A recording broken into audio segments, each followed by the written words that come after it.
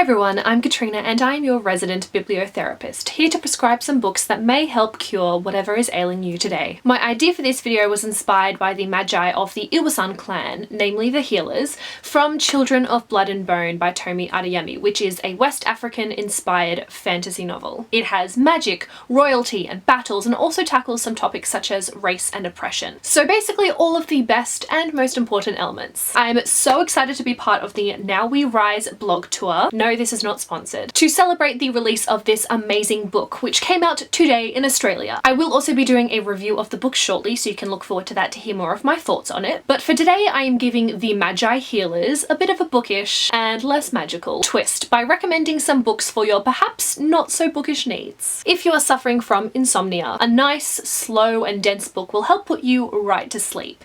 A Tale of Two Cities, for example. My mind switched right off while reading that book. Alternatively, if you have hypersomnia, you'll need a book that will help keep you awake. House of Leaves. One of the side effects for this one is actually to have nightmares, and I can personally attest to that. So you'll be staying far away from slumber while you're reading this. If you have a broken heart, I have a few books that I could prescribe for you, but I'll need to know a little bit more information about what stage you are at. For a freshly broken heart, perhaps a comforting read will do the trick. Think of a childhood favorite. For example, Harry Potter. This is an exceptionally good choice because it is very light on the romance, which is what you're kind of aiming for here. Dive back into an old favorite to bring a smile to your face. After about a couple of weeks, an amusing or humorous book will help you forget your troubles. For this, I would actually recommend The Martian. Mark Watney is stranded on Mars. So in comparison, you're not doing too bad. You'll soon forget about the ache in your heart, and Mark will leave you laughing out loud, even in his predicament. When you're feeling ready to start moving on, then a light, sweet romance will help lift your spirits. Give Fangirl a try. The main character, Kath, has a lot of insecurities, and you might be feeling a little insecure as well after a breakup. With all of that in mind, seeing her find a romance could be quite inspiring. If you are tired of a dull food palette. So you'll need to spice up your food life a little bit, and The Wrath and the Dawn is a must read for this. The rich and vivid descriptions of Persian food will leave you feeling like you're actually tasting those dishes yourself. And I mean, best case scenario,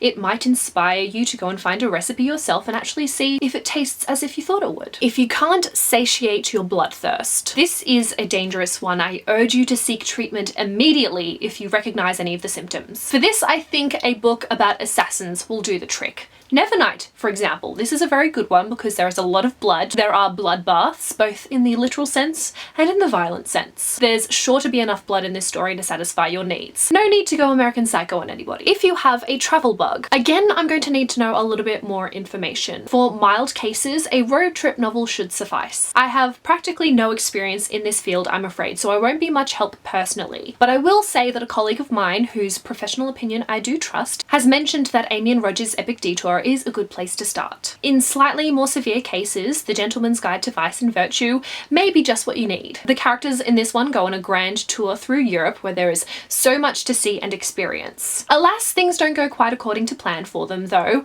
so maybe you might be inspired to remedy this yourself and go on your own tour and fix all of that if you have the means. If your condition is extreme, then perhaps you need to travel to a place that is far away from Earth. In this case, I would like to see how you respond to Red Rising, which takes us to Mars and beyond. I have a good feeling about that one, but if that's not enough, then there might be a larger issue here that we might need to investigate. Our last line of defense before going any further would be to try a fantasy novel where Earth as we know it doesn't even exist. This is a little bit experimental, but I think it is definitely worth a try, and in this case I would recommend The Name of the Wind. As a bonus, in this one the main character Kvothe goes traveling within this fantasy world as well. If you are depressed by the state of the world, same. In this instance, a book that helps inspire or instill confidence could help, but it does depend on your case. If you are sick of the patriarchy, then a feminist story such as Moxie will leave you feeling empowered and ready to make a change. If the culprit is the government or any ruling power, then Children of Blood and Bone is exactly what you need. Let Zelie inspire you to rise up and fight back against injustice. And on that note, I will have to finish up for today. If you are suffering from any ailments different from what I've mentioned today and you wish for me to come back with a cure for you,